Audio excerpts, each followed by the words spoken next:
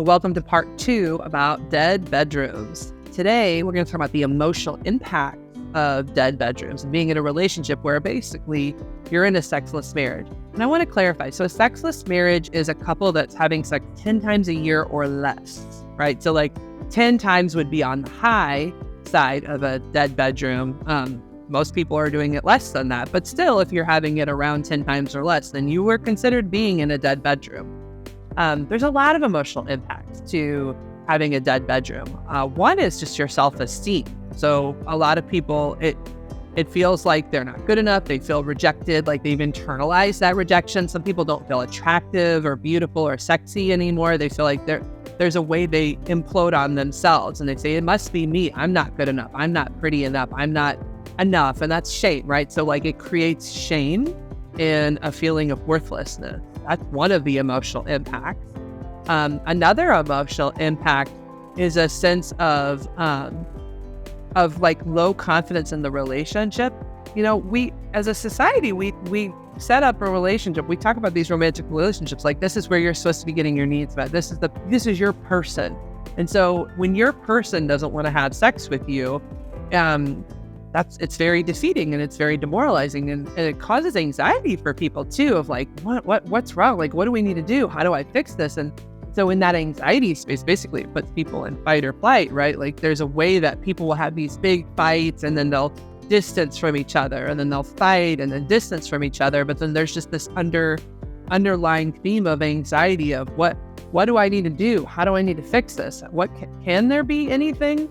A third thing that happens is people will take this energy. So usually it's from shame or anxiety, but then they'll project that onto their partner.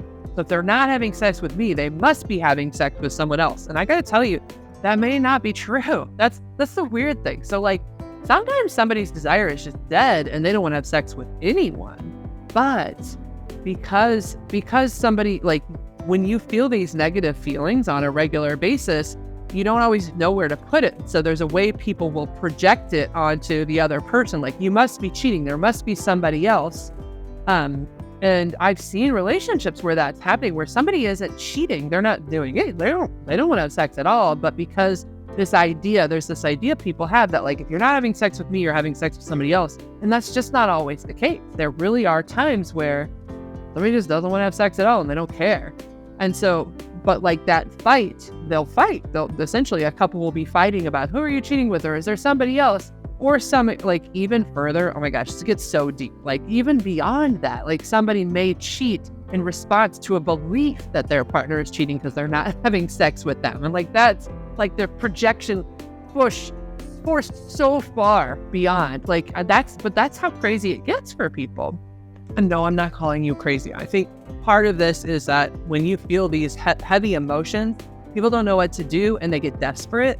And so I do want you to know that like, if you need help with this, please come talk to me. I do understand the desperation that people feel when they're in sexless marriages or in dead bedrooms. And I do see the way that people react and act in ways that causes more harm in relationships than good. But what it stems from is a need to really address the main issue. We are not connected and I want to be connected. So if you would like help, please come see me. I'm at therapistintstlouis.com. Please like and subscribe. And also you're welcome to submit comments below.